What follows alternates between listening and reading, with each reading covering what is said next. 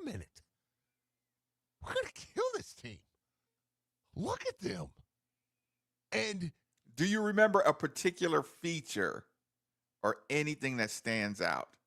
Just size. Just size. You looked at them and you went, where's the, and you realized all the fears you had yesterday were completely irrational.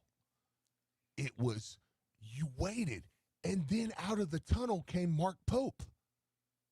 And you went, wait a minute. That's Mark Pope. We're going to kill this team. Wait a minute. That's not a Hall of Famer. There's not 4 NBA draft picks. I don't mean this as disrespect to the young man, okay? Because I think the young man is going to be a very good player. So I want to be clear on this. We typically ran out Jasper Johnson. He's going to be good. He's like ranked 12th in the country. You know, he's a 5-star.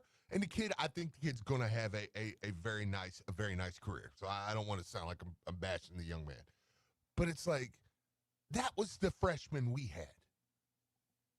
And then they had some kid that you're like, the hell do you do with that? What do I do with that? He can just go around any of my guys. Except this time he's wearing a Louisville jersey. If Calipari was at Kentucky, there's a dang good chance Mike Hill Brown would be there.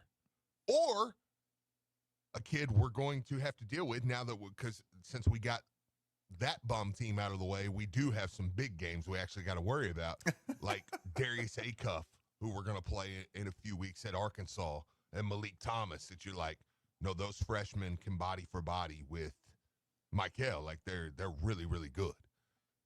It was just the realization of, that's not Kentucky anymore, boys. That's just Kentucky. That's not Kentucky. Oh, it was the expressions, Steve. Yeah. It was the expressions. Like, okay, you talk about the physical appearance, right? The size. And you know, seeing Coach Mark Pope over there on the sideline. And I'm telling you, what?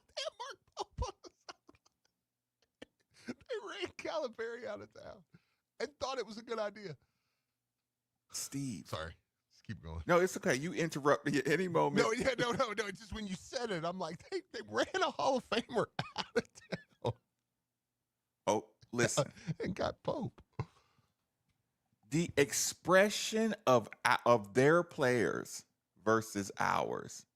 And I'm not talking about the home thing. You know, I'm talking about the body posturing of, you score, and I'm telling you, like, you got a handful coming after you.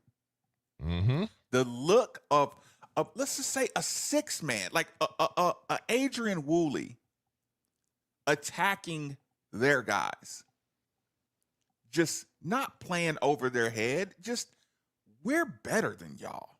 And I don't know it's kind of like, you could see our team like, is this y'all king? Yeah. Our team almost looking at our fan base, is this y'all? Is this what y'all been struggling with? Oh, we're gonna have some fun. Even, let me something so small. There was a transition play where Kenai Roots, and I know you remember it, Kenai Roots was dashing up the middle. Conley had the ball. You know, maybe McNeely was in the corner. He didn't get the ball to Kenai Roots in the middle, right? Mm-hmm. They end up getting fouled, or the ball end up getting knocked out of bounds. You know, so you know, they have a little huddle together, and Kenai went over to Conwell. Sorry, I keep saying Conwell, and he went to him and was like, "Hey man, give me that ball in the middle. I'm gonna punch it." Just that conversation was so stern and focused, and no, we got opportunities on these guys all day long. Yes. I mean, there wasn't a guy on that court that could stay in front of anybody on my court. Like, Denzel Aberdeen is the only guy that looked, and I'm counting Otega Owe. Denzel Aberdeen looked like he was the only guy on their team that looked like he belonged in that game. Do you know Moreno, Aberdeen, and maybe one other person? Those were the only people. Oh, and Jalen Lowe. You know, those are the only people that even made my scouting report. Yeah. And Jalen Lowe, like, we tried to tell y'all he was ass. You wouldn't listen. We tried, like, I don't. I was like, I'm talking to my father-in-law, like, no, this guy's not. He's not. No. When he gets back, okay. Well, he's not really all that. Okay. Did I put up 96 on that team? 96 and hit your free throws. Should have been about 108. I'm gonna talk about that later on. Okay, I love him. Yeah, but I blame Shulman and Billis on that. Okay, I saw your tweet on this because I have not went back and watched the game on TV. Okay. So I'm going to do that tonight. Sit down. I'm going to light some candles, put on some romantic music. Touch yourself. Touch myself, watch the game. Yeah, yeah, naturally. But I haven't heard that. All right, so I think it was right when Hadley went to the line the first time. Okay. And Shulman and Billis moments ago had talked about how great Louisville had been from the charity stripe. And then Hadley misses the first shot, and they laughed, and they were like, oh, okay, we put the announcer's jinx on him. And then Shulman goes, even though that doesn't exist. And then they proceed to miss the next five, six. Yeah. They missed 6 in a row. And they were even kind of chuckling like, our bad. What would have been worse is, Marcus, I was up in the crowd. At that point, I had left the media section and was pacing like a psychopath back and forth. Okay, Even one listening. of the security guys there, they were telling the guys, he goes, hey, move, telling some of the people who are standing there, it's like, hey, move along. And I was pacing, and I've been there long enough that a lot of the security guys there know me and stuff. So one of the guys I'd never seen before kind of said something to me like, hey, you're going to have to move or whatever. And the other, one of the boss security guys, he was like, he's fine. Let him. Not today. Yeah, he just let him walk. Yeah, all right? Not today, not right now. But I was up there McNeely, if they foul you and you go to that line, this is this is delegation war. Okay? I've moved on. Javon's missing those free throws. If they foul your little white rear end and you go to that free throw line, so help me God, and miss one, I will lose my mind. That should be the one moment that you step up and get fouled and you hit your free throws. And look, it's fun. It's all fun because, look, Jamal can look at me when guys do stuff, and I'm like, yeah, I can't do that. But that's my moment to look back at Jamal and be like, that's all you got to do. Hit your free throws. Fundamentals, baby. Hit your free throws, dog. That's all it is. No, but yeah, listen, they put 96 on them and could have been worse. But however, that's something. Actually, Kentucky did us a little bit of a favor by coming back because, for one, kudos to my squad for closing it out when it got cut to 4 because they could have folded there. They didn't get cut to 4 with a minute 20. It got cut to 4 with 3 minutes left. Right. And Louisville closed that game out. But also, it gave them a moment, too, to say, hey, okay, again, this is Kansas. Kansas happens. We say on Kansas, hey, when we beat Kentucky, you're going to appreciate this Kansas game. Yep. Okay? When they come back, now, I'd have rather blown them completely out by 40 and just moved on. But when they come back, they're still a pretty good team, okay? They're not great. They're fine. But, I'm sorry. I'm not even rivaling. They're fine. They're not that's kind of like their coping thing right now. They're like, well, we're both really good teams. No, you're really not. You're okay. You're okay. I mean, you're a nice team. You'll do some nice things. You're not you're okay. And it's one of those things where them coming back, though, even since it happened, it's like, okay, now we got some film, though, on, hey, this is things we can do. Okay. And some of it was, though, I will say, kudos to them. Colin Chandler, kudos to him. He got smoking hot there for a minute. Yeah. And like, started knocking down and there was a couple of those he hit that was like, dang. But, Marcus, you know what I'm saying? Coach is going to be able to go and say, hey, no, you cannot. When the game is on the line right here, you cannot go under this no matter what. You give this, just stuff like that. And by the way, before I say one more thing, Marcus, I got a big. Not only do I have a big, I might have the best big man in the ACC. Steve, this is game 3 for him. In the NCAA, in NCAA style basketball, this is game 3 for him. Mm-hmm. Michael Brown has been playing and been preparing Sananda Frew constantly. This is game 3 for him. He looked like he's just like infancy stages of what he can be. Oh, can you imagine him in February? And Marcus, we almost got to say,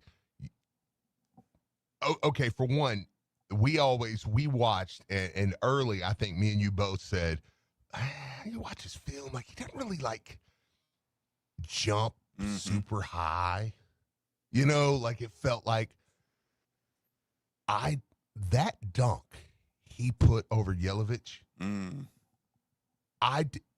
he looked like Slender Man. Like, I was like, that's why you don't jump yet. You are massive. It looked like he stood on the ground and just put his hand up and went over. And Yelovich is like 6'10".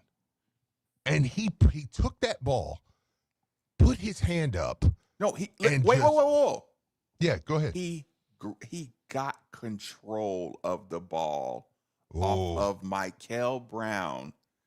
Basically, the fact that he knew that ball was going to somehow get around to him. Go back to that part of the play and then say, I'm going to tell you what this did for me, Steve, and you're going to agree and you have no choice. Him gathering that basketball after Michael's got it around to him. Hang on real quick, Marcus, don't lose your point. Ran Cal off.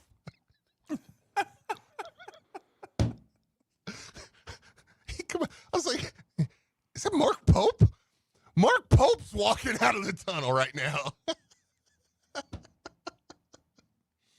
Okay, boys, let's do it.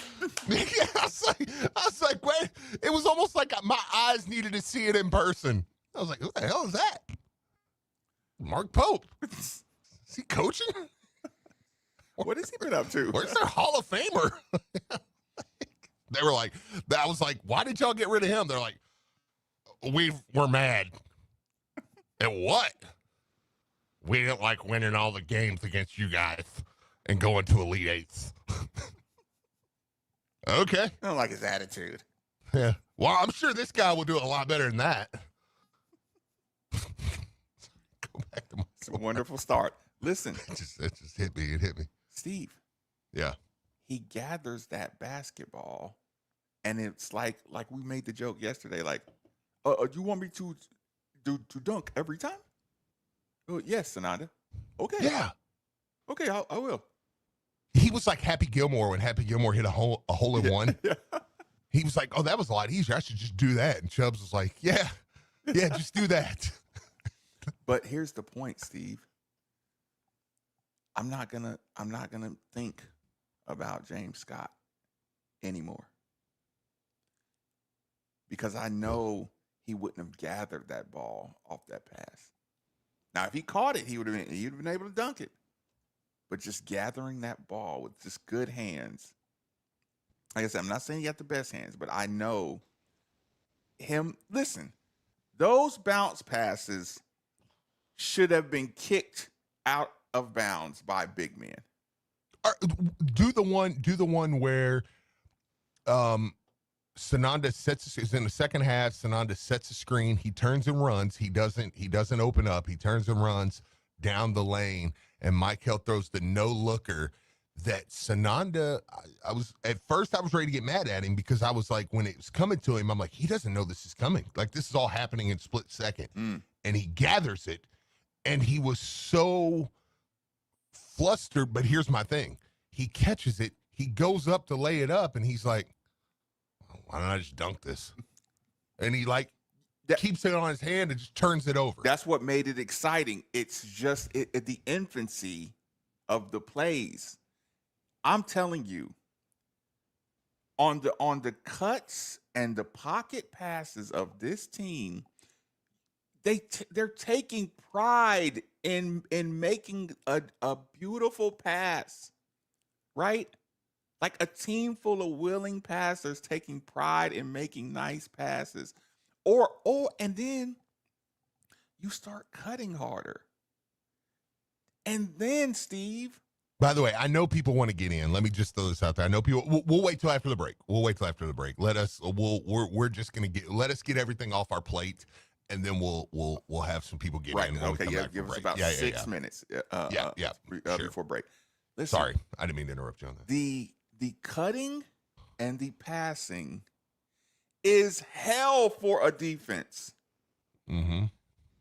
Listen, teams that cut and pass like that. Let's just say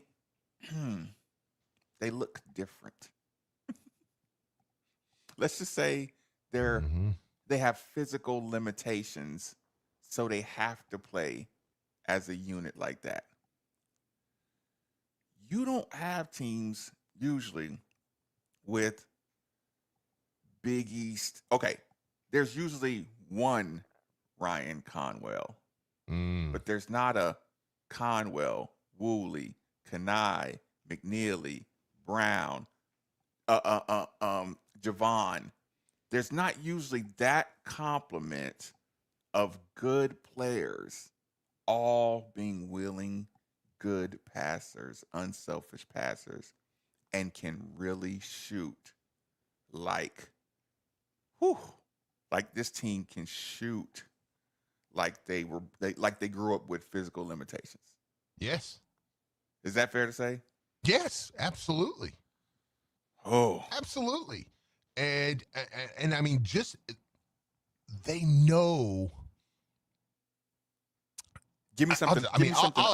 I'll say it because I mean, you just like when you. I mean, it was when we went to Clarksville, Tennessee, and we won one game out of 3, but it was one where, and the one we did win were crazy. Like, they weren't the best team we played, but they were crazy athletic. But once we realized they're not disciplined, you'll jump for anything. Well, our disadvantage became our advantage. We're like, oh, we're gonna up and under you guys all day, you know. And the way Conwell plays off that screen, and he's not just, I mean, that flare screen, he lives off that. And it is just, I mean, a fade, just watching him fade to the corner, watching him fade to the wing. I mean, just absolutely is incredible. Steve, imagine going into a game and the last thing a coach says is, hey, they can really shoot the ball. You got to run them off the 3-point line, off these handoffs. And imagine you're trying to chase a guy off a 3-point line and it gets reversed through Khalifa, and all of a sudden Ryan Conwell is cutting backdoor and getting a layup off you. You know, I told Mark Ennis last night, I said, this is people watching Princeton back in the early 90s. That's what this is. And I said, it's like you were watching Princeton. You were like, imagine if they like had crazy athletes. How good would they be? Serviceable athletes. Yes, right. But I know right. what you're saying. Like, Yeah. Yeah, because I think Louisville's very athletic. I think you've got two elite guys athletically, and everybody else is just pretty athletic. Like they can play. But it's just, man, the way they do that and the way they attack. And Khalifa, kudos to him, because I'll be honest with you, he come in the game and first few possessions, Marcus, you've watched games with me. I was like, he can't play in this game. He comes in, Kentucky gets a couple dunks underneath. I'm like, oh, absolutely not. Like, get him out. I mean, he cannot play in this game. And he settled in. And even defensively, he found his way. Him and Sananda, it was the guy that called in yesterday and was talking about going underneath, right? Mm-hmm. We did not do that. We hedged hard.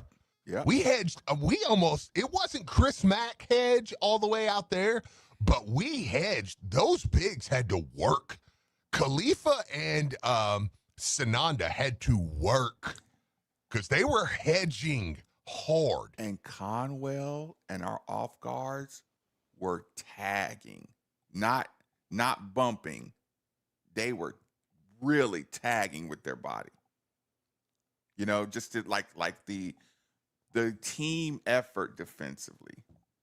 And here's the thing, they made Kentucky uncomfortable with the ball. That's what I was talking about with the facial expressions.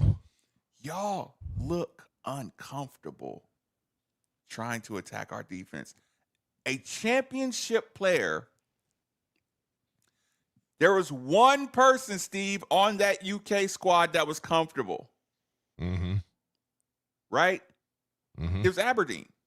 It was Aberdeen, man. A championship-winning player was the only one comfortable. He's the only guy that looked like he belonged in that backcourt game. Yep. And that counts Owe. I mean, shoot. My other guy. I mean, Hey, Colin Chandler. I mean, he had a nice game. He shot the ball well. Owe was gone. Louisville took him completely. He looked. Thank God he wasn't injured, but maybe Vegas knew, because there was rumors floating around he wasn't going to play. He was looking at the referee, and Steve, the dog in me. The dog in me was like, look at him. Yeah, look that. I'm shocked somebody on his team didn't say, man, look at you. Come on. Look at you. Look at your. It's almost like his central nervous system and his sweat glands were dried up.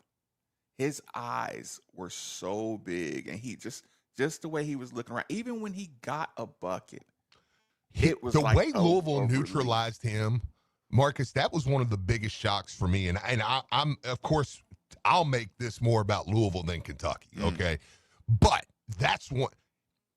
His shrinking in the moment was one of the most surprising things to me. The moment looked too big for him, and it was like, dude. He got to where he looked like the moment's too big. I got nothing to, I've got, and again, I'm not besmirching the player, the guy, but it's because I think he's a fine player. But this is why I say it. I think Kentucky's fine. I think they're a fine team. I don't think they're great. And I know, you could say, well, Steve, you're kind of taking your own win out there. But I'm like, I think they're pretty good. I think they're a top 25 caliber team. Listen, here's the fun part about it, Steve. When we get past everything we enjoyed, we're still going to be able to have the conversation. All the stuff we need to work on. So, the improvement conversation is going to be. Marcus, fun. next week we're going to get in, or maybe even some this week. We're going to get into, maybe tomorrow actually. We'll get into some, hey, you got to do this better. You got to do this better. This has got to be better. 100%. Yeah, because there was things Louisville is they've got to continue to grow. However, it's game 3. Mm-hmm. You know, No, that's it's going to be game 3. fun. That part's going to be fun because you're going to say my capabilities versus my habits. You know, what habits are going to, are going to, like I said, this is not that part of the show. When we come back from commercial break, we're going to open up the phone lines, maybe get some a couple of text lines out of here, but we're going to keep it rolling along. 93.9 The Ville. Isaac to the 40, Isaac to the 30, he's going to go. Touchdown of 52 yards for Isaac Brown. It's game week in the Ville. The Cards look to bounce back Friday night hosting Clemson. Tough football game this Friday night. Great opportunity to play a really good football team.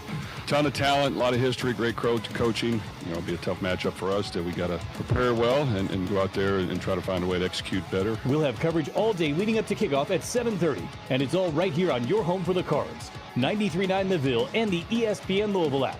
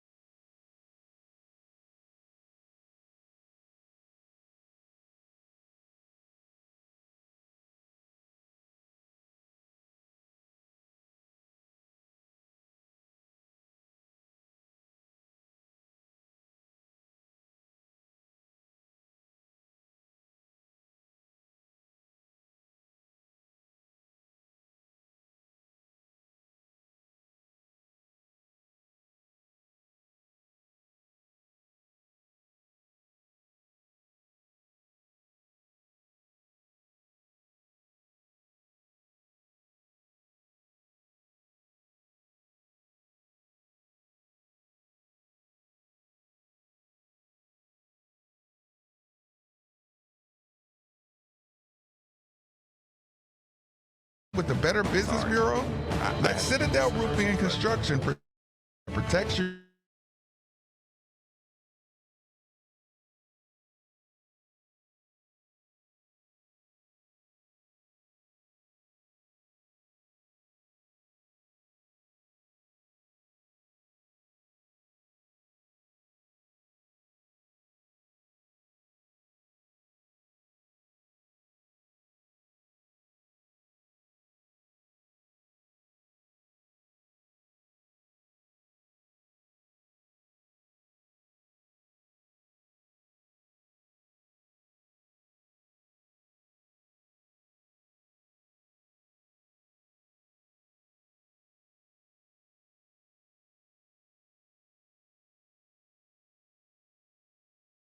I mean, it was literally like where Pull that music down, Nikki. despised this game. I was scared of this game. I was like, and like they just got rid of him. Wait, he didn't like.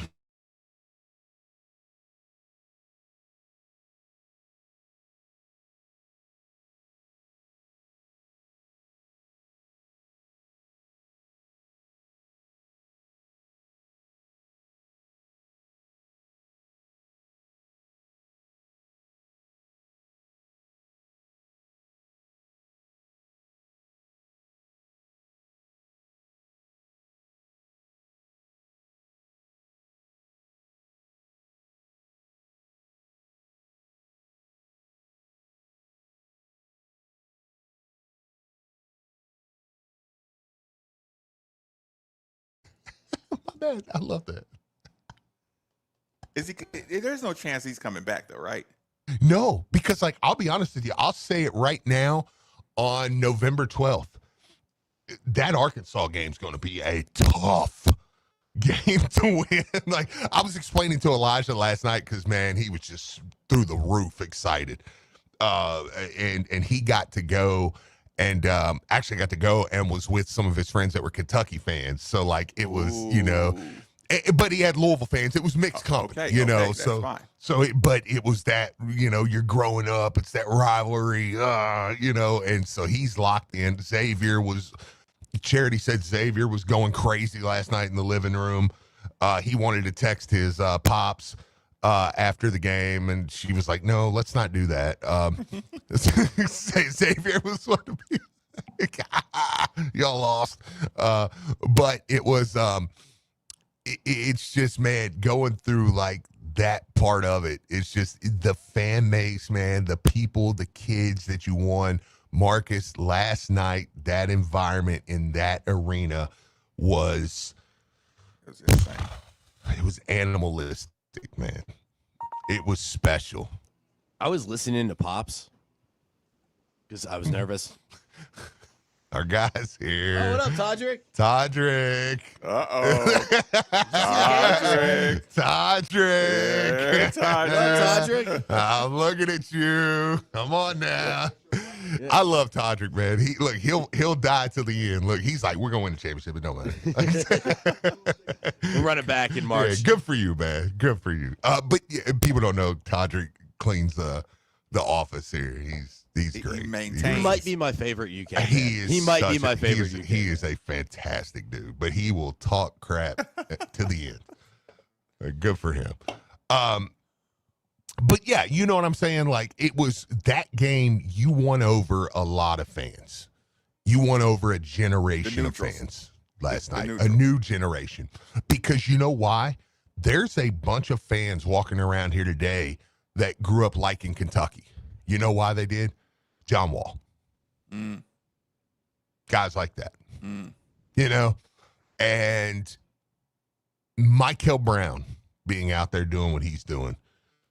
Donovan Mitchell on the sidelines. And Donovan on the sideline. Involved Donovan. Texter says it right here.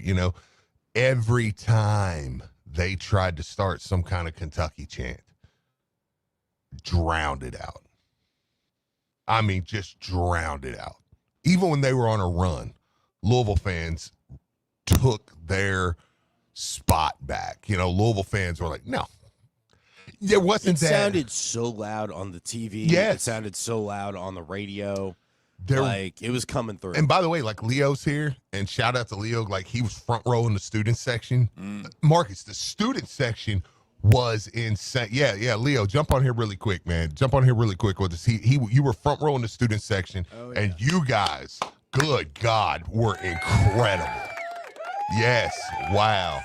You were tell a little bit just about how real quick the story you were telling me just about how it opened and everything. Oh yeah, I mean, I grew up in this city. Mm-hmm. I grew up watching Louisville basketball. I haven't been in the Yum Center in years for obvious reasons. Sure, I get it. And it felt so good to be back. It was so loud, so loud. Ground was shaking. Yeah. I mean, the students were so excited. They were good. I mean, when the doors open, it was a dash. Like it was a dead sprint. it filled up in a minute and a half. Oh, yeah. The entire section. The student section, we ran. I've never ran that fast in my life. Just to get there. It was insane. It was one of the most powerful expressions of pride. Yeah, right. That I've seen here, and It's a great way to put I it. hope it keeps going. That's a great way to put it, man. I know you got to get to class and stuff, but man, yeah, dude. Listen, thank you. Yeah, I appreciate you jumping on here real quick, man. And and you guys were great last night. Yeah, you were great. But what he said there, I mean, he's spot on, man. Spot on. Here's the thing. Even on television, right? You know the levels of deepness of a crowd. Elisha was there too. He's got a story. Like, Elisha was there too. Okay, go ahead. Yeah, go ahead. Go fire away. Well, first things first, how's your, I'd say morning going? It's still 10:40. Yeah, we're good. Counts. Yeah. But I had a couple friends that painted themselves before the game, and they were having trouble getting all of it done, so they only painted the front half of their bodies, and they barely were able to get in. We barely were able to get in. I'd say it's harder to get into these games than the football games because it's an arena type situation. Sure. So student section filled up pretty fast, but we made sure we got our seats. Ooh. And the section was rocking ever since we got there. Honestly, for me, I never really had a college basketball team growing up because it was really mainly the professional teams, NBA, NFL. There's a lot of kids growing up care much more about there's a new generation of NBA Like now fans, that which I've is actually good. come to this school, I care a lot about our basketball program, and it really was enjoyable for me to see that our program was rocking. Cheryl made a good point. Everybody was Why rocking with did it. class not get canceled? It should have gotten canceled. Yeah, today, man. It Yeah, should have right. gotten canceled. Right. What I've known and that I've come to know is everyone's petty enough to have canceled class today. Everyone's petty enough. Well, y'all were great, man. Listen, the student section, everybody showed up. And Marcus, that crowd, I'm telling you, man, it was as loud. I mean, it was, like it was a deep tournament, Elite Eight, Final Four crowd. It was. It was that No, depth. it was. It was. And it was one of those again where that was a shift of power type of environment, right? And it was just, and Paul Rogers said it last night too, as much as I despise Kentucky, just the ones that were there, I mean, they make it a great environment too. Like, like they know they're intelligent when it comes to basketball. Both fan bases are very basketball savvy. They were trying to drag. Listen, You could hear 'em I'll in the take it a crowd. step I further. know. They were trying to drag them off the mat. the Oh yeah. entire Oh time. yes. Yeah. No. And listen, they're you could see it. You could see the Kentucky players feeding off the noise that their crowd was making. So sure. that's why I say a tournament. It had a tournament sound to it because it was just loud enough for by the opponent's crowd, like the people, the real cheering fans that had to be in here, like tournament style, were in there making that back and forth. However, though, typically there's enough blue in there that they can just almost start generating. Yeah. Like, and they can almost match. They can the almost energy from the crowd a little bit. and they I can noticed it. I know. They started picking it up when they started getting their run back, and I was like, hold on a second, because even in the playbacks, because I literally just watched it today, you can start hearing the crowd for when they start the run. So I'm like, man. Okay. Well, and even when Louisville tries to drown them out, you could still hear a little bit of it through there. However, last night, when Louisville drowned them out, Marcus, they drowned them out. And Louisville kept that up, even with the nerves. Because, I mean, I can tell you, it's a couple shots, you're like, man, it's 4 points. They still drowned them out. Like, it was a great environment in there. And honestly, it wasn't. Hold on, Steve. I have to do Okay. this. I just have Do to it. get it out my system right now. Compare and contrast Michael Brown.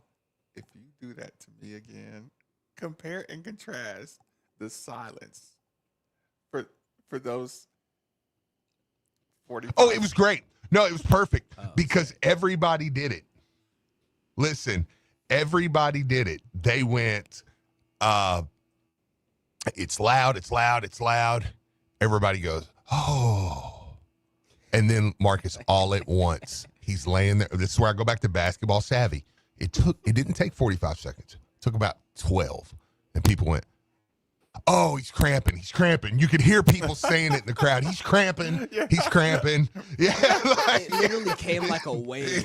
I know. Hey, he's cramping. Yeah, we're good. We're good. Yeah, right. I hear people whispering, he's cramping. Yeah, we're fine. We're fine. Because when he grabbed, I never really thought it was a horrific injury, but I thought he was grabbing his ankle, and I'm like, that would have been so. Well, he's out for the game. Enough. Yeah. No, I don't even want to hear your. We won't speak it into existence. Don't I don't even want to play hear your that crappy game. speculation on anything. Anyway, yeah, look, I was about to go down the road of him being out. We lose the game. We get beat by Ohio. Enough. Clemson beats us by 50. Enough. Oh God, no! Please. I'm actually going to that. On a day like this, get some of the text line out there. Okay. I got one right here. It says, I work for Toyota in Georgetown. They are so quiet right now. I'm being a good fan. Saying a word. Only 3 of us in the group. And we are like, in hell. Oh, no. Sorry. There was 2 exclamations. I saw. It looked like hell. The hell? By the way, one of my favorite moments last night was, look, they have this great national anthem, beautiful national anthem. And we're all there, and that's something all the fans, kind of gather around and stuff. And it was awesome. And everybody, and the moment, Marcus, that they said, land of the free, home of the brave, the student section was, F-U-K. It was like, I mean, we went, what's more American? Yeah, we were all like, wow. They didn't let it go a second. And it was just, because they had Kentucky lined up right there, by the, let's see, there were some kids that were conceived last night. 22 million gets you nothing. Yeah, that's true. I'm an NBA fan, and the type of recruits Cal was getting was insane. We're talking team MVPs, franchise players. Right. And now you have a guy out there that was Mark Ennis. It was Jacob Lane, Dave Skull, myself, Mark Ennis, and John Robick actually sat with us, who used to coach at Kentucky, but he's an NBA scout now. He was actually he was awesome, actually. Oh, by the way, they put the KSR guys right behind us, so. Of course it is. You can imagine. No, I think Dana did that on purpose. Like, you know what? Let's make them sit there and watch Rummage and Dave and Ennis all game. Just, and I was a little demonstrative last night too. But like I held my threes up, You were doing a guitar 3. I did a little over. We all might went a little overboard. 3 to the dome.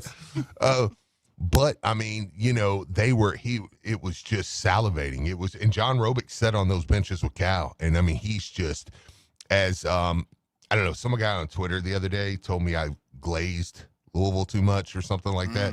So I don't quite know what that means, but I think it means you like, Elijah, if I'm glazing someone, am I? It means you overly complimented someone Okay. to the point where you're doing a little bit too much on their behalf. Okay. Basically. Okay, cool. Well, John Robick was glazing Michael Brown.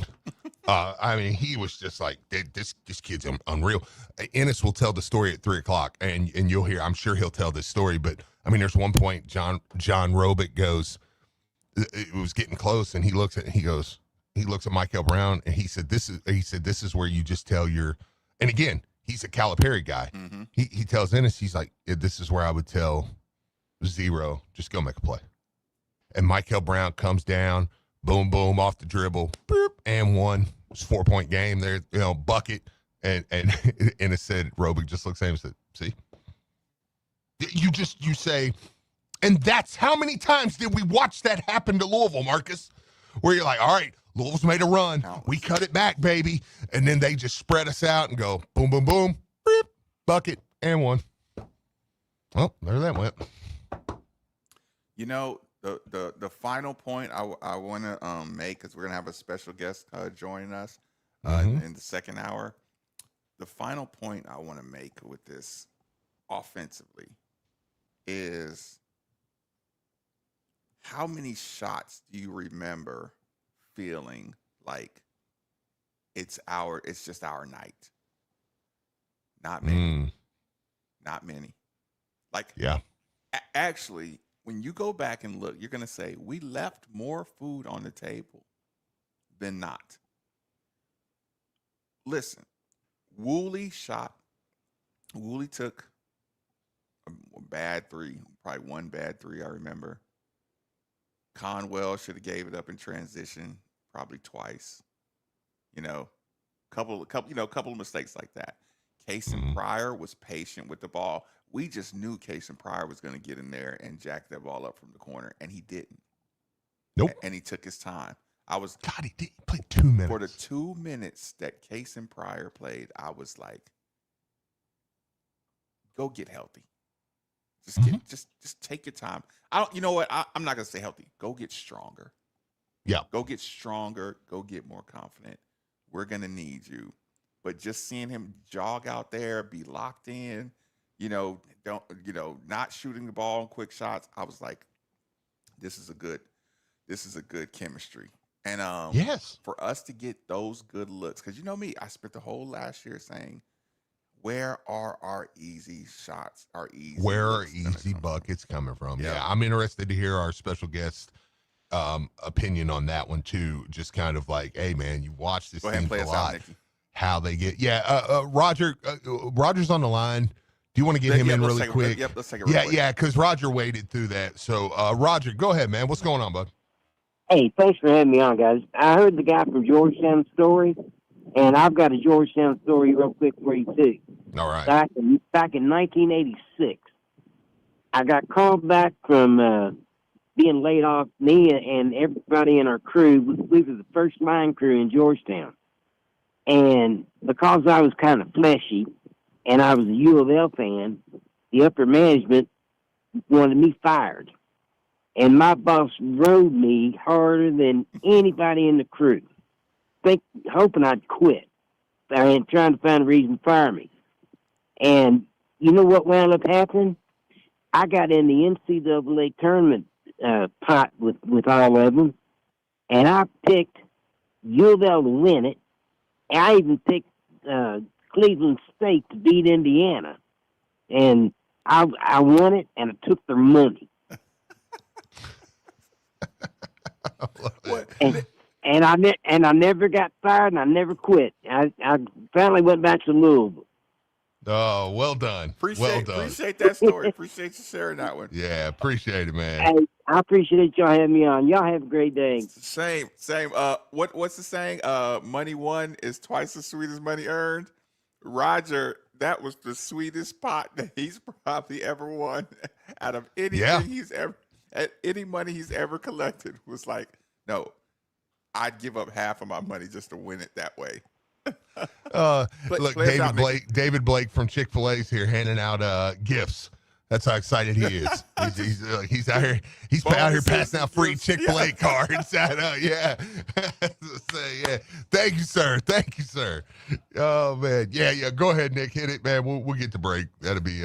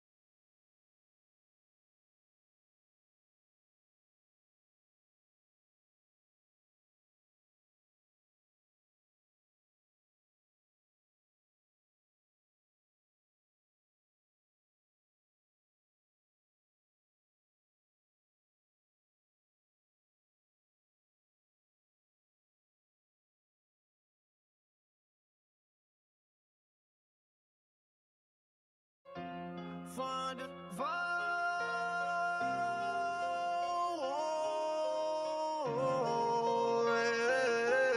From the 502, where we rep it true. Cardinal red, black and white, that's our crew. Ballin' hard on the court, scoring touchdowns too. Louisville's finest, we're coming through. Young center pack, freedom, all memories. Gridiron legends, Cardinal legacy. From Muhammad Ali to Lamar Jackson's fleet, we put on for the city, can't you see? Made for the Ville, yeah, we built different. L's up high, keep 'em raised to the ceiling. Cardinal Nation, feel the ground shaking. Made for the Ville, history in the making. Derby City flow, Southern hospitality. Slugger feel the church, we got duality. BB and who, we the real Kentucky. Cars fly together, that's our reality. From the west end to the east, Cardinal pride don't never cease. Throw your wheels up, let them know. Louisville's here to run the show. Made for the field, yeah, we built different. L's up high, keep 'em raised to the ceiling. Cardinal Nation, feel the ground shaking. Made for the meal, history in the making.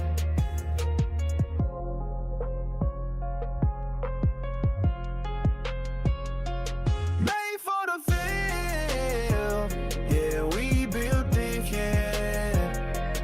L's up high, keep 'em raised to the feeling. Cardinal Nation, feel the ground shaking. Made for the field, Louisville taking over.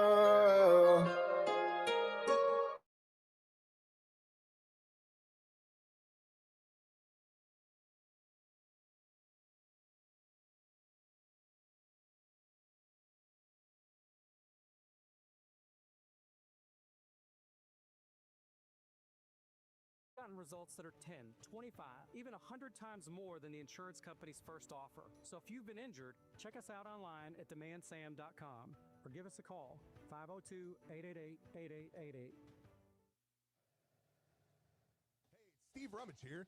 You've probably heard all about the new regulations that have hit the real estate market, making the process more complex than ever. And if you're not working with the right real estate agent professional, you could find yourself out of bounds fast. That's why it's more important than ever to work with someone who has proven their expertise. Like my good friend Josh Jarbo. Sorry, I didn't realize I was muted. I was saying I was agreeing with the officials. Yeah, I agree with this one. They let them play. They let them play. That was a good crew. I guess it was good I didn't recognize the officials. Was there any doubt it was going to still be right at the 7.5 spread? What was the spread at tip off? Does anybody know?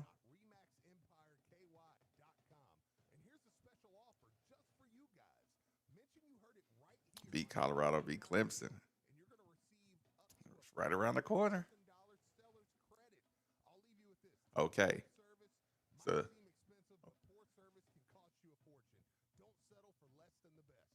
Josh Jarbo, principal broker owner of Remax Empire and co-founder of Modern Mortgage A to Z. NMLS number 2256125. Each office is independently owned and operated. Modern Mortgage A to Z is an equal house lender. If it's Louisville football, we talk about it here. We got to prepare well and go out there and try to find a way to execute better. It's cold in here. Find a way to win. So it's a very important game. Why? Because it's the next game. But it'll be a tough matchup. We're going to have to play well and do a really good job. So we're excited to get back to work and to move forward and to try to win this next game. Pre-game, game, and post-game coverage all day Friday. I wonder what was Coach Brom at the game. 93.9 The Ville and the ESPN Louisville app. Vegas odds were at 6.5. It had gotten up to 7. Details like Barnes Auto Service. Owner Chuck Barnes Jr. is an ARCA Series race winner and former Richard Petty crew mechanic. That same precision fuels every repair at Barnes. We should have ran up that score on them though. And right now, ESPN Louisville listeners get 10% off any service. Just mention ESPN when you book. Yeah, we should have ran up the score on them. But every team, they're trying to win. They're preparing.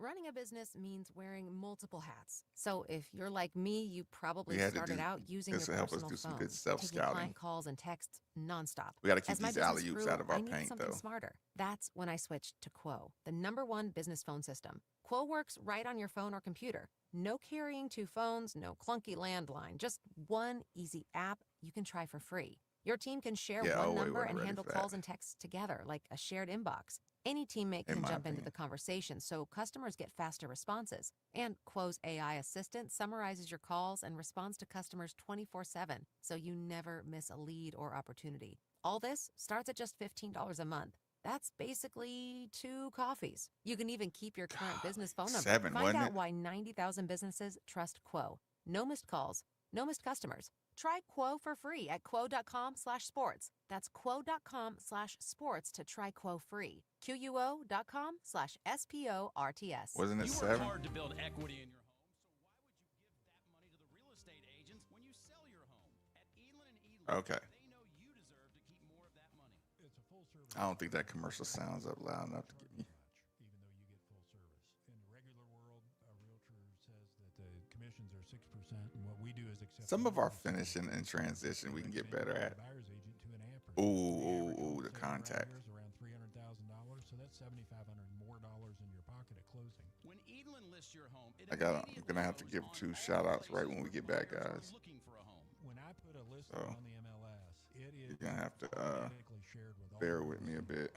Zillow, Realtor.com, you name it. So all of that overhead in my business is gone. And what really should happen, prices should go down, the price of real estate services. And that's what we're reflecting in our commission structure. So visit Edlin.com to start keeping more of your home's equity. That's Edlin.com.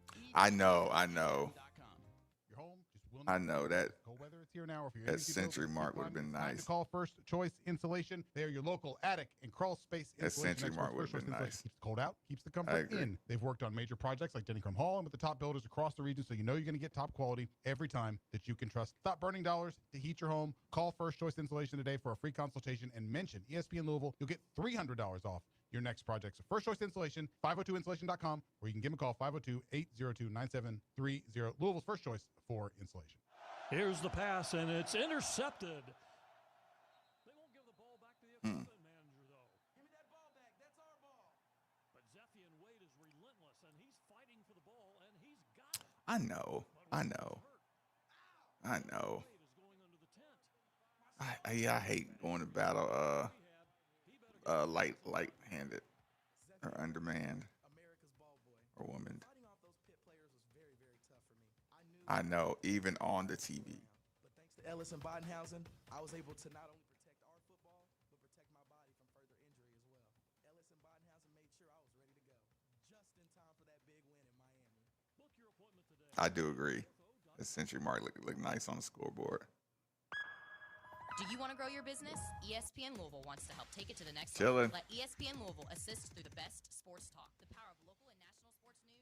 Are they overrated? Fans through audio and digital elements, Ugh. live broadcasts, and much more. Or we Most people underrated? Don't put much thought into the value of a reliable water or sewage pump until they have to. Well, I have a team that never stops thinking about it. Kentuckiana Pump Sales. With over 35 years of experience, Kentuckiana Pump Sales, a premier Ashland pump shop, includes sump, sewage, grinder pumps, and many more to service all Oh, it's gonna be turned up. municipal, commercial, and industrial needs. Next time you think about pumps, think Kentuckiana Pump Sales, 3303 Industrial Parkway, Indiana, or visit Kentucky. Was Kentucky #1 in the Kimball?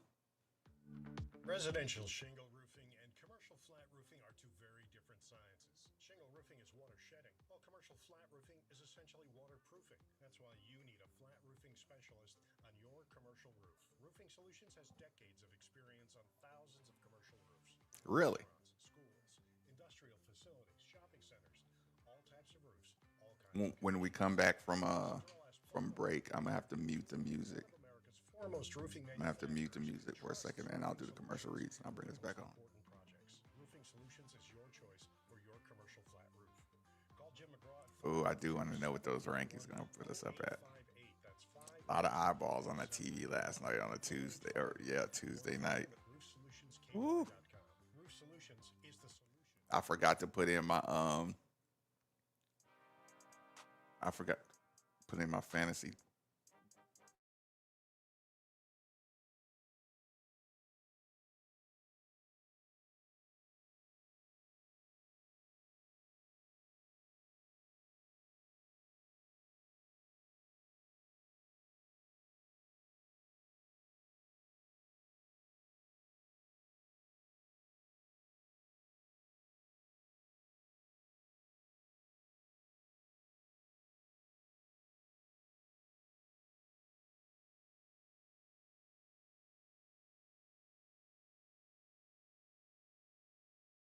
One, Kentuckiana pump sales for every home, building, business, or municipality that all rely on the movement these pumps provide. The moment you need a water or sewage pump, you should be thinking Kentuckiana pump sales. They're like our first responders or essential personnel. Over 36 years of experience, best service, fairest possible price, and it's right over in Jeffersonville, Indiana. People, go see Harold or go see Mark. They'll find out exactly what you need. Utility, sump, affluent, grinder, sewage, anything you need. 3303 Industrial Parkway, Jeffersonville, Indiana, of course. Or you can give them a call, 812-725-9217, or simply visit KentuckianaPumps.com.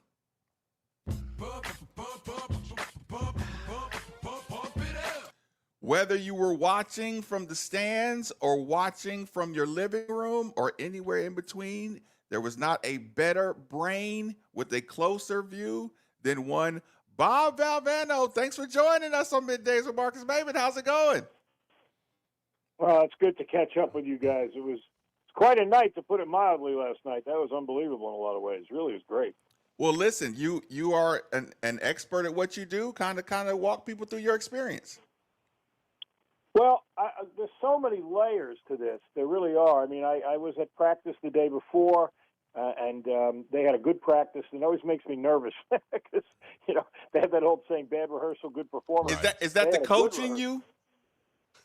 Yeah. I mean, that's all coaches are superstitious. There's absolutely nothing rooted in fact there, but it's just superstition. And they had a really good practice. But the thing that came across in the practice, and you guys know this, you've been to their practices, you've taught, you watched Pat work.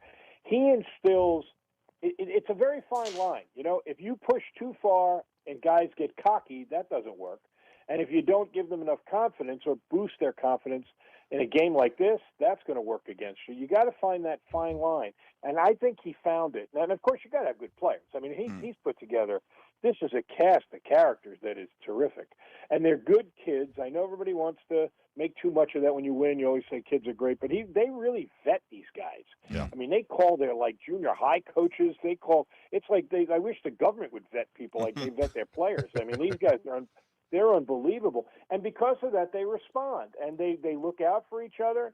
A perfect example in many ways is Kenai Roots last night. Here's a guy who comes off, what do you have, a double-double, a triple-double, whatever he had the game before. He's going into last night's game, he's actually their leading scorer and rebounder. I know that, you may not realize that, but the two real games they played, he's their leading scorer and rebounder. 18 a game going into last night, yeah. And last night he played, I don't know, maybe 12 minutes, and he got one big steal in the backcourt, and I was impressed by that. He wasn't hanging his head. He was right in front of us, where we broadcast. He's into the game. He's vocal. He's verbal. And that told me a lot. I mean, he easily could have said, my God, I had two great games. Now Kentucky comes in, and I hardly get off the bench. But, they had Javon back, and Javon's is a key player for them, and they had to get him on the floor. There's only so many spots you have. And so I love their mindset. And the other thing, I'm sorry, now I'm just going on a tangent here, but they're really good. Their guards are extraordinary. They play with the confidence without the cockiness that we talked about that Pat gives them. And there's still so much room for growth, especially the front court guys. Like when he started Frew the first game, I'll be honest, I hadn't been to the preseason practices. I was like, what is he seeing, this guy, that he thinks he'd be the starter? Honestly, I mean, he looked lost. By his own admission, I mean, the game was just whirling around him, and you could you know that as a player, Marcus, when you're half unsure of yourself, there's always that half a count of hesitation, and you can't be effective that way. And I thought he played that way. Well, now you watch the way he's playing. He's really, really good hedging and helping, and you know, when they try and run ball screens against him, he defends it very well. He's gotten a bunch of dunks now. He's much more assertive, and he has really stepped up. And Ali is the perfect backup to that, because when he comes in, he's the Egyptian magician with his passing. He puts a lot of. I watched. You know, Pope knows him, of course, because he had him, and I was intrigued by whenever the ball went into the high post, you could almost see their wing players, their eyes like, oh, watch out, because you know the guy's gonna backdoor me, and Ollie's gonna pass it, and they get just a half a hesitation. He's a big threat with his passing ability and hitting the confident way he plays. So I think they're good. How much? There's a lot of room for growth, which is great. Sorry, how much pressure does Ollie? Because sometimes I don't do a good job of explaining.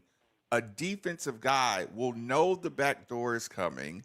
Yeah. They will turn. They will have it defended, and the ball still ends up in the offensive player's hands. And once that happens to you twice, it almost like paralyzes the defense, or you use so much energy. Kind of talk about in that zoom action, man. He's just they run that zoom action with him, and I mean it's impossible nearly. Well, but that's a good choice of words, impossible, because, and you guys had two great points. You could see the paralysis by analysis on the defense. That's what you want. You want them unsure of themselves. And you're right. They are like, I don't know how to take away this back door, because most guys, they make that little move and they put a hand in the passing lane, and the big guy didn't try and throw it because he's like, well, there's no opening there. Ollie's like, I can still get this in there, and so he's going to throw it anyway. And so they're like, well, damn, now I've really, really got to be cognizant of the back door. And why that's important is because with the shooters they have, what they'll do is they'll just plant, and then they'll come off the top and get the handoff from him, and they could step behind the screen and shoot it.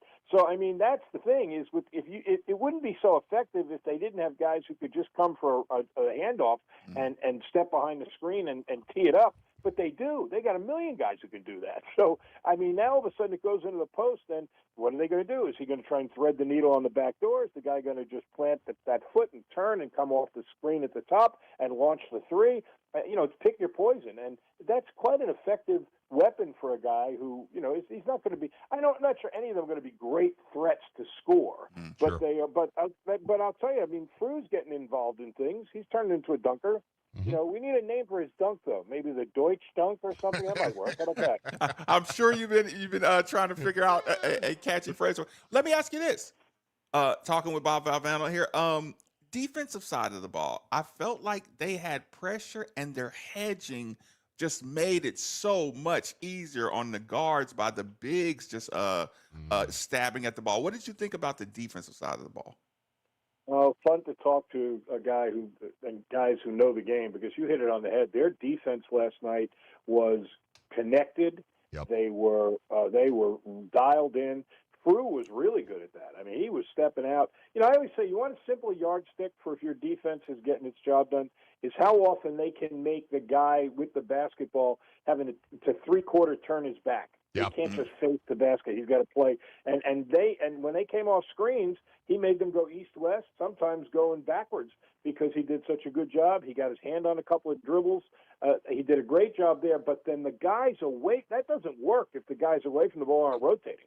A couple of times they got beat. He came out and made a hard hedge, and then the guy rolled to the basket, and they were slow rotating, and they threw it inside, and they got it done. But more often than not, the weak side guys were absolutely connected. And so the guy came off the screen. They had a good hard hedge.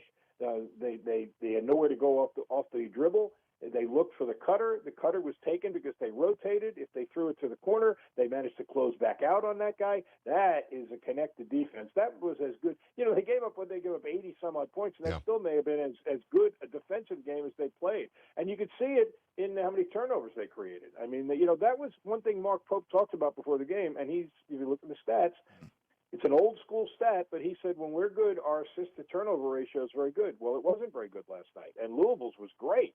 20 assists and 6 turnovers. They didn't make their first turnover until, I don't know, like halftime, I guess. I think it was the last minute of the first half. That was a big, big part of the game, was the ability to move the basketball without turning it over, and Kentucky was denied that because Louisville's defense was so connected, which I think was an absolutely key part of the game. To your point really quick, that was 14 assists for Kentucky and 14 turnovers. Yeah. Louisville had 20 assists to 6 turnovers, and 2 of those were, one was just just kind of a Michael Brown. He got in the air and didn't know what to do with it, and then one was Javon Hadley falling out of bounds, kind of trying to make a play. So I mean, yeah, no, you're right. That's it. Yeah. I tell you what, Bob. They were really good with the ball. You know what else, guys? And I don't know, this is not like a big scouting thing, but if I were to play Louisville right now, I don't know what term they used when you guys played, but and we used to call it jam the rebounder. You know, if the rebound guy got a defensive rebound, we jammed him, because if you let them, their guys are spectacular across the board. Javon is, Frew is, Ali is, all of them are, and the guards are good rebounders. If they get the ball off the glass, take a look. Well, go back if you want to watch the tape. How often they have the ball in their offensive front court with still 24 seconds on the shot clock, 25 seconds on the shot clock. A couple of times they got it across the timeline in 3 seconds, 27 seconds on the shot clock. I don't think you can let them just come tearing out like a jailbreak. No, they're taught to pitch ahead. You can tell that. I mean, that's how they play.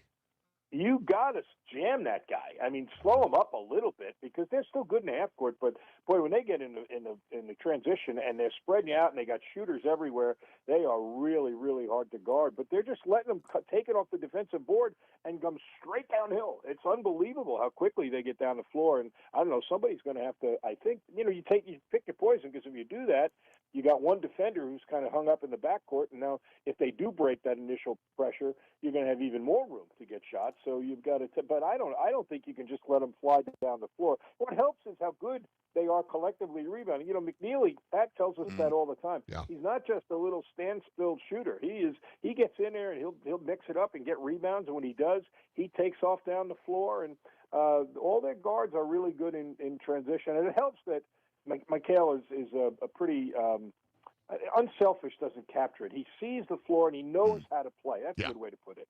So he'll score all those points like he did last night, because that's what the game asked him to do. But he is going to find his teammates. And when you know, I call it the Jason Kidd syndrome. Do you ever watch how guys played with Jason Kidd? They flew down the floor because they knew if they got down there, he was going to get them the ball.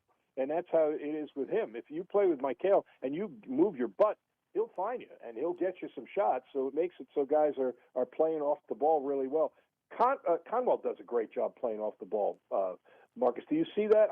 He's hard to guard because he's strong and he comes off screens, and he's very, very difficult to guard off the ball, which is not, it's a skill that's underappreciated but very, very valuable. Oh, okay, well, speaking of appreciating the game, I'm sure that you have moments every game you watch in this version of what basketball is, when you see like the ball get over to Kobe Rogers in the corner and you see nothing but open road to the basket, and you still see him shoot that 3-pointer. Do you have those moments where you just say, "This is a new world"? Because I would have killed to not take that open lane to the basket.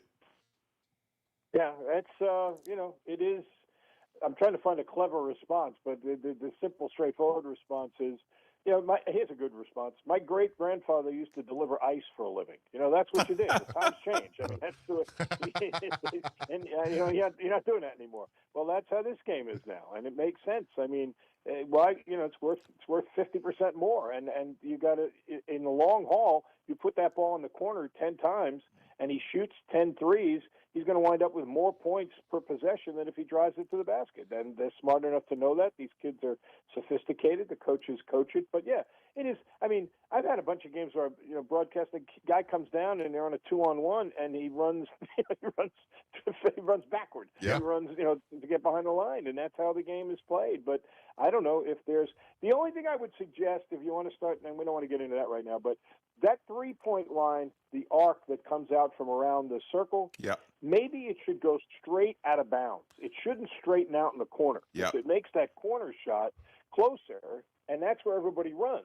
Well, you disincentivize them if you. I've seen some people experiment with that. Just make the arc go so that once it reaches the sideline, that's it. You don't have that short corner shot, and maybe that would. But I don't know. The game's pretty good, right? Last night was a pretty entertaining game, wasn't it? 100%. Last question I want to ask.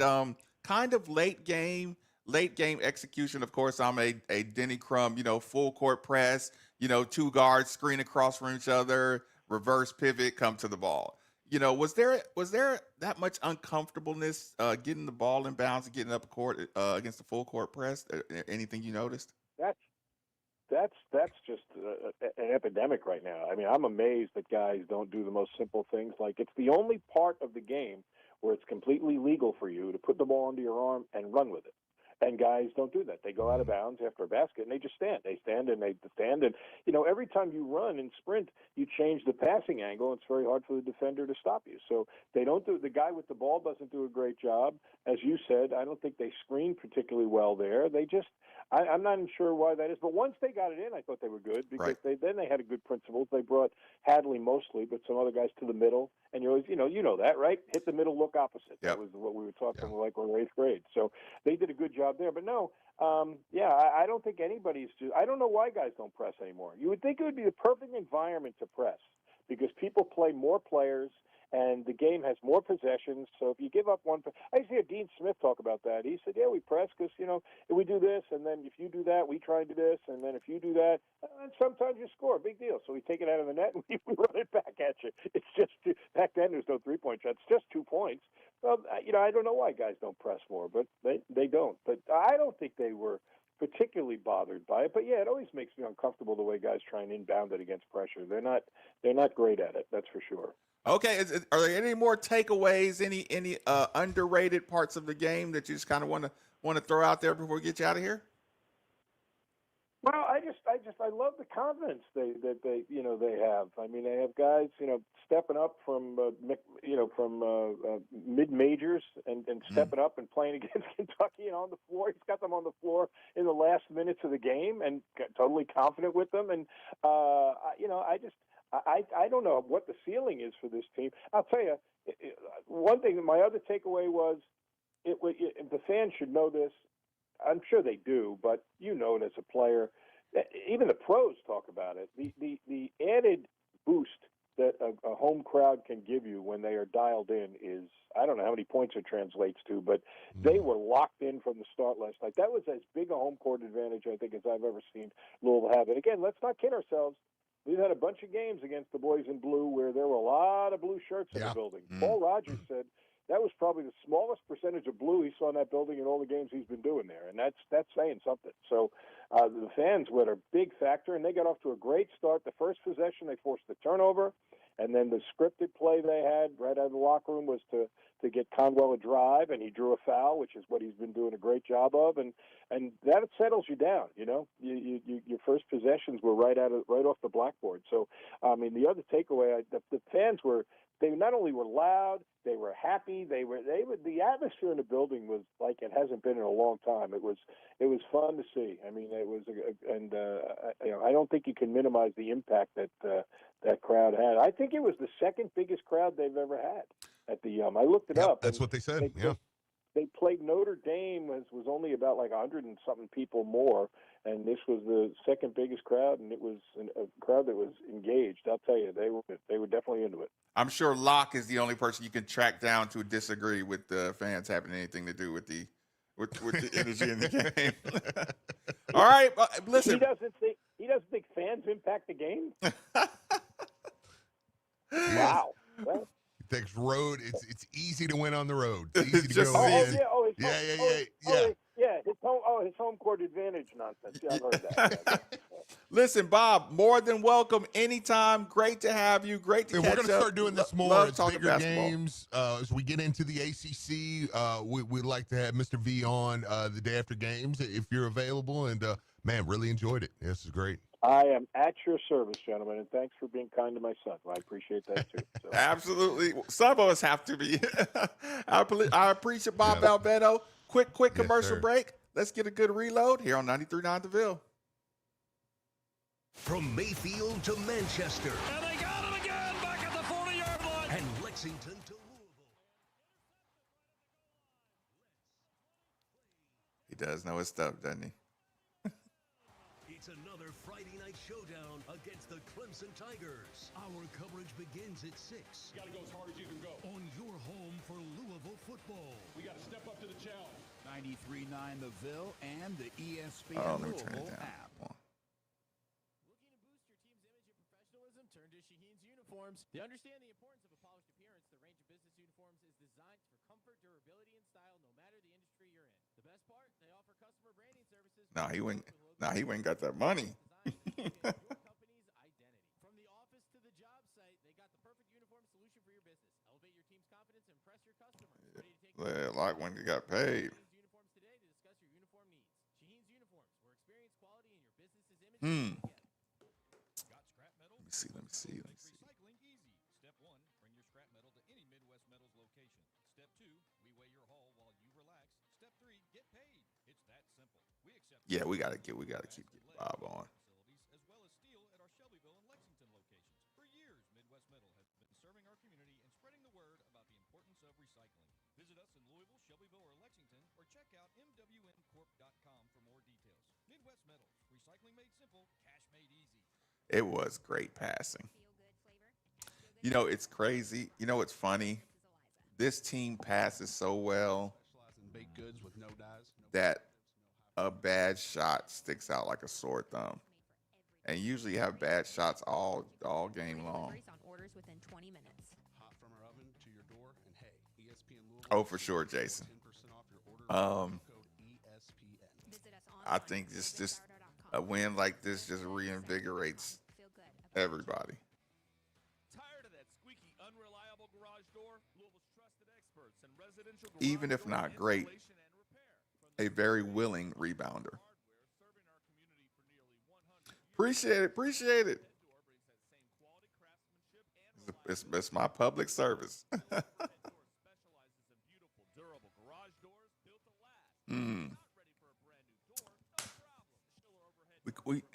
We can't do any grades, right? We have to stick with individuals for the moment, right? For the last 30.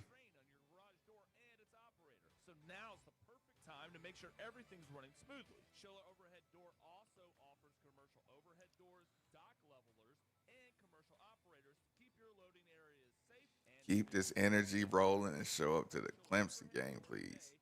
No, I think this was a shot of adrenaline. for your free quote. What are y'all gonna eat for lunch? I'm former Louisville basketball player. Either 4 pegs or what? What do we eat for lunch? 4 pegs or blank? Thanks to Morgan & Morgan. Morgan & Morgan is the personal injury firm that fights for the people, and their team treats clients like family. Morgan & Morgan changed my life, and if you've been injured in a car Yep, got to get better. They play hard too. may be able to change yours. For a free consultation, dial pound law on your cell phone. They play hard. Pound 529. Offices Louisville. If you're a true sports fan, you're always searching. I did enjoy getting the OGs on. I'm always so bashful about taking their time, and then I forget how much they enjoy it. Buying and selling needs. Derek is also familiar with any and every type of property and location you could be interested in. And the best part is, your home field advantage is only a telephone call away. So do yourself a favor and call Derek A. Stewart at 502-314-9868 today.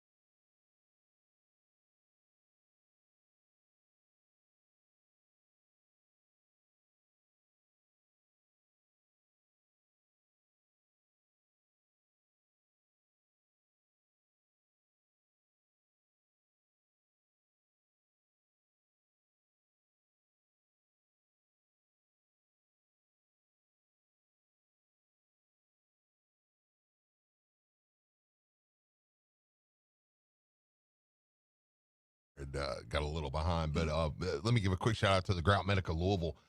502-609-3900. Regrouting, recalking, cleaning, sealing, tile repair, and replacement. I mean, listen, guys, that's kitchen floors, that's showers, that's outside of buildings, that's steps that are made. Like right now, I have some steps that I'll probably have to call them about. It's just a little problem, but it's very easy. Like I used this example the other day, and it was my steps. When you're walking up the front, you're like, oh, that's coming apart, man. I got something I want them to come out and look at, and here's what they'll do. They'll come out to your house. They'll look at it, and they'll give you a free estimate. So you're not like bound into doing it, but they'll tell you, hey, this is what we can do. This is how we're going to do it. This is what it can look like afterwards. Give owners Jeremy Wheatley, Audrey, and Marty McGraw a call at 502-609. Get that 609-3900. Get that free estimate over at the Grout Medica Louisville. And since I'm talking about local businesses, I hate to stack them like this, but I want to get them in there. Huge shout out to our guys over at Barnes Auto Service. Listen, they have been in business for 40 years.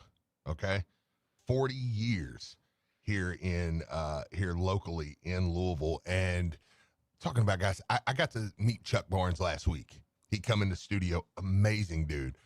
And when you meet him and you talk to him, this dude, you're like, oh yeah, you worked in NASCAR. I mean, he sounds like, he does not look like what I thought, but he sounds exactly, you're like, you were on a pit crew. There's no doubt about it. It's amazing, dude. And, but man, he come in and they were talking about it. Listen, man, they back everything with a 2-year, 24,000-mile warranty. Okay. I mean, this Barnes Auto Service is such an easy sell. I don't even got to read for it. I'm just making it up in my head because I'm like, no, it shouldn't be hard. You go in, you're going to get 10% off any of those with saying, hey, look, we're with ESPN. But here's the thing. They want you to know, and they want more people to know. They can do the simple stuff too. I think sometimes people think, you hear that and you think, oh, Barnes Auto Service, okay, they do the tough stuff. I'm going to take my simple stuff to wherever, and it's not a me versus them because everybody does a good job. And they were very clear about that. Said, hey, it's not an us versus them type thing, but we want everybody to know we do brakes. We do simple things, that are quick turnaround jobs as well. We can do the tough stuff too that some others can't do, but we can do that too. So get over there and check them out at Barnes Auto Service. Go to barnesautoservice.com and set up an appointment today. Maybe we got a couple calls on the line. By the way, saw so many people last night. It was, listen, just awesome. Seeing everybody, man. A lot of former Cards in the house, a lot of former Cards parents in the house. And it was good kind of getting with everybody. I wanted to make sure we threw that out there too. Yeah, let's get the phone lines. If we got people, hold on. Yeah, let's do it. Let's kick it off with Cardinal Cam. Welcome in, man. Cardinal Cam, what's going on, my man? What's up, fellas? It's a good day. Great day. Yeah, man, it's a great game. I enjoyed it. I watched it with the kids. I got to see what Louisville basketball has been looking like and supposed to look like. It's just amazing to watch what Coach has done with this team, And you watch the game and you see, we had better defense. We had better shooting. We played more like a team. And most of all, Kentucky got out-coached. And I don't want that to be passed over. I don't want that to be a speed bump. That's a big thing. Mm-hmm. You all got out-coached. Yep. You got outplayed. Our team was ready. Yours was not. You know what I mean? Mm-hmm. And, PK, we know he's a little short in stature, but he's 8 foot tall standing on business last night. Yep. You know what I mean? Go Cards. Let's do it again. Appreciate it. Sit in until next year. I love it. I appreciate it, Cam, man. Great call. Who do we got next, Dickie? Did I call you Dickie? Nikki. I heard you say that, Steve, and I'm just like, okay, I heard that too. I'm just aroused. It's still there. Yeah, so look, I'm just saying stuff now. Who is it? Chris, welcome in tonight. What's going on? What's up, fellas? How we doing? Doing good. Hey, maybe Steve is the Democrat calling people Vicky instead of Vicky. What am I doing here? Hey, first of all, I want to say, Marcus, I thought you would have nerded out on this, but when we talk about better coaching, think about this. Every time we caught low on one of our guys, first half, Malkel takes him to the bucket. Yep. Ends at half with a point. The next time, Conwell catches him. That's when Donovan put on the too small. He just took him down there like a grown man. Yep. Like a grown man. And then the last bucket, this is how I know Brown is the guy. He's been hitting threes all night. He's been just killing it. He squares his guy up, takes him to the bucket, and gets an and one instead of shooting a bell-out shot. We got us one. Guys, I'll get off and I'll listen to you. Yeah, I appreciate the call, man. Let's keep it rolling, man. We got a little we've talked a lot. Who do we got next? Doc, welcome in. Doc, what's going on, sir? Well, I got to say this is my first back to game in person since my heart surgery. Good, and good it to did hear, my man. heart a great deal of good. My only Wait. concern. Well, hold on. One second, Doc. 1 second. You think that did you some good? Yeah, because I think my heart, I might need surgery. Okay. I guarantee you it did me some good. Okay. My concern, though, first half, Pryor's on the floor briefly, doesn't have a knee brace on. Second half, he comes out and he's got a brace on his knee. And I haven't heard anything more about it.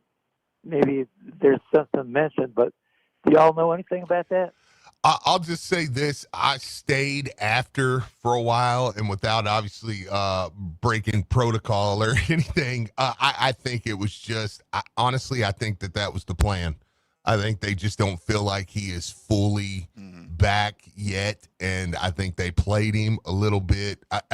I honestly, Doc, I think it was a little bit of gamesmanship. I think they let him get out, run against the weaker team, knowing he was not going to play very much. It's just kind of chatting with him and his people and knowing he wasn't going to play a lot against Kentucky, knowing they'll get him some run against Ohio. Then you have Cincinnati. Then you have two more inferior teams, and I think they're getting him built up for the December stretch. So I think he's okay. Yeah. I was just concerned about that appearance of the brace that wasn't there in the first half. Yeah. I think they knew the talk was he was going to get a little bit of clock early, and that was going to be it. I think that was the plan all along. So, well, I'm glad to be able to get back at the Yum and watch this team cook. Yeah, that's it, man. It was great having you. Yeah, understatement. Ooh. Yeah, like Doc, appreciate the call, brother. Yeah, and like Ty Spalding was saying on here, he just shot me a text too. Like just the brace in the first game, they were saying it's just to kind of reduce the swelling too. But I honestly, I don't think he was ever going to play a ton last night. I think there was a little bit. Coach Lieberman talked about this on the air. He said John Calipari would play a set or two of zone every time before they played Louisville. And Coach Lieberman's like, every time we knew Coach Pitino was going to go ape nuts over that. Yeah. It's like, he's playing zone, and they're like, Coach, he's not going to play zone. He's not going to play zone. But I think you get prior run against an inferior team, makes Kentucky plan for him. Right. He plays a few minutes early. I think Pryor's healthy. He didn't look out there like he was ready for that. Yeah. I think he's again cleared to play, but yes, a long way away from being strong and confident. But I think the way the schedule sets up, you go, okay, Saturday we're going to be able to get him more run, where he can make mistakes or he can not be as full as he wants. Then you got Cincinnati. Then we have two games. We've got NJIT, Eastern Michigan, where he can get ready. And now he's ready to go for Arkansas, Indiana, Memphis, Tennessee, and we're ready to, because he is an important piece. He has to be ready to D up out there, because it's kind of like the 300, like the way our defense is moving around and the amount of pressure we're putting on people with the rotations and everything. You're going to need him to be just as strong as your strongest man out there. To keep this consistency that we got going on our defensive end. Yes, absolutely, man. Okay, you want to give any shout outs? I'm sure we yeah. We're gonna have to get Nicky out of here. What's wrong? Is Nicky looking any better? Because he sounded terrible at the beginning. That still sound pretty bad. Yeah, it's awful. However, he does look good. He's dapper. He come in today. He's offsetting his horrible health appearance with he's got a nice beanie on. It matches. It's like a Detroit Tigers beanie. He's got a navy blue. Because why would you wear red today? Navy blue. Yeah. Wait a minute, Steve. What? A couple quick things. Mm-hmm. Where'd Donovan get that jacket from? You don't want to pay for that jacket. Let me just say. I looked. Did you go straight to look and see? I'm not paying $200 for a jacket. I'm not doing it. I don't care. I don't go outside enough to pay $200 for a jacket anymore. I'm not doing it. Yeah, I'm not doing it. No. Yeah, I saw a jacket yesterday I liked. I went so yesterday I went nervous shopping. All right. Mm-hmm. So As you said you would. Yep. My mother-in-law was picking up Xavier. Charity had to work yesterday. I had the whole day to myself, so I went nerve shopping. I went out to St. Matthew's Mall, walked around, just walked around, just looking at stuff. I was like, I might buy something if I see something. I went over to Dick's Sporting Goods, walked around Oxmoor, just walking. Like people are like, "What are you doing?" I don't know, just walking. But I found a jacket, and I was like, "Oh, I like this." It was at Rally House. I was like, "This is a nice looking jacket," and I put it on. I was like, "Oh, this looks good." It was $180. I was like, I'll spend money a lot of places. I'm just not doing that. Like that. Give me a champion. That would be like a level 2 conversation with the wife too. Just like not a big deal, but it's one of those like that's a level 2 conversation. Like yeah, hey, honey, she's like, do you really have to have that one? Yeah, she's like, hey, she's like, you know what you're acting like right now? She's like, you're acting like you just got $22 million and don't know what the hell to spend it on. This is rummaging. So you just start picking stuff. Like, I got $22 million. What do I buy? I don't know. Get that guy. Who's that guy? I don't know. He was at Pitt last year. Let's get him. Let's see. I mean, did he beat Louisville? We got a kid over here. Is he going to be able to play a season? No, probably not. But I'll pay him a few million. Let's see. Otega Owe. Does the NBA want him? No. Okay, well, give him $8 million. Who do we got? They lucked into Aberdeen. They didn't even mean to get him. They're just like, oh, he played for Florida last year, and they want to get him, and he's actually good. It was like, oh dang, yeah. The kid from. What about the kid that come off the bench for Alabama? Yeah, throw him a few million. Yeah, he's gonna be awesome. All right, like, what are you doing? What the hell are you spending it on, man? Golly, he had 5 turnovers. Which one? Oh wait. Oh, probably. I mean, yeah. I'm looking at it right now. Yeah, 5 turnovers. Yeah, yep. $1 million a turnover. It's like, well, we just throwing money at people. Just like, all right. Per turnover. Yeah, I'm like, golly. I mean, you paid. God knows what they paid Jalen Lowe, and it's like, because they went after him. They went after him first, like he was like he was going to be the crux of their team. I'm like, the Diabate kid. I said it yesterday. I'm like, man, that kind of worries me. Maybe he's tough. They played 18 minutes. He had 7 and 4, which is not a bad game stats wise, but he was not a threat. You want to talk about somebody that spent more time pissing and moaning. I was ashamed of him because I was ashamed of myself. I was like, I was kind of scared of you. And I did not know that you just pissed and moaned. I mean, he was constantly like, dude, you're big.